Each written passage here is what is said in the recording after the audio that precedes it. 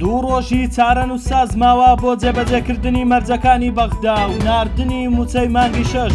شەڕەکەی لالەزار و بەکارهێنانی چەکی هاوپەیمانان تیایدا ئەگەری سەپاندنی سزا بەسەر پێشمەرگە زیاتر دەکات. وێنەرەکەی ترامپ لە سووریا ڕوو لە کورد و پشت لە دیمەشق دەکات و هەڵوێستەکانی دەگۆڕێت.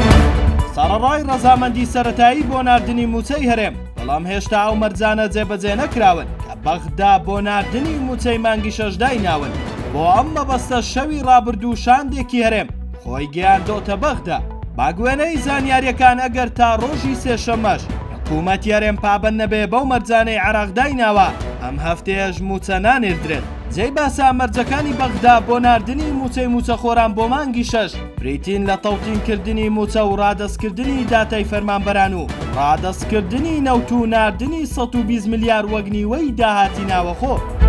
لە ماوەی ڕابردوو پشکنەرانی پنتاگۆن راپۆرتێکیان بۆ کۆنگرێس بەرز کردەوە تیایدا ڕایان گەیاندبوو هەموو بەرەو پێشچوونێک لە یەکگرتنەوە و بە نیشتیمانیکردنی پێشمەرگە لە هەرێمی کوردستان وەستاوە کە ئەمەش نیگەرانی دروست کردبوو. بەڵام بەهۆی شەڕی دوو ڕۆژی ڕابردوو بۆ سەر لالەزار لەلایەن هێزی زۆنی سەوزەوە و بەکارهێنانی چەکی ئەمریکی تیایاندا لە کاتێکدا چەکەکان بۆ شەڕی داعش نێردرابوون، ئەگەری سەپاندنی سزا یاخود کۆتایی هێنان بە هەموو جۆرە هاوکاریەکی هێناوەتە پێش.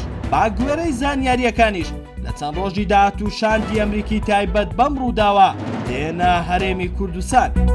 تۆم باراک نێردەی ئەمریکا بۆ سووریا کە پێشتر بە کەسێکی نزیک لە تورکیا و سووریا ناسرا بوو وا بە دوای ڕووداوەکانی پارێزگای سوەیدا پێدەچێ هەڵوێستەکانی لە هەسەدا نزیک بۆ بێتەوە و داوای لێپرسینەوە لە دیمەشق دەکات. تۆم باراک نێردەی سەرۆکی ئەمریکا بۆ کاروباری سووریا لە میانی کۆنگرەیەکی ڕۆژنامەنووسی داوای لە حکوومەتی کاتی ئەو وڵاتە کرد لێپرسینەوە لەبارەی ئەو پێکدادانە بکات کە لە پارێزگای سوەیدا ڕوویدا. وتیشی باشترین سیستەم بۆ ئێستای سووریا یەکگرتووی فیدراڵیە لە کاتێکدا پێشتر دژی فیدراڵیەتی ڕۆژاوا بوو لە چوارچێوەی دەوڵەتی نوێی سووریادا. هاوکات مەزلوم عەبدی فەرماندەی هێزەکانی سووریای دیموکرات باراک بە کەسێک وەسف دەکات کە شان بەشانی فەڕەنسا ڕۆڵێکی ئەرێنی لە ئاسانکاری بۆ دانوستانەکانی هەسەدە و دیمەشق دەجێڕێت.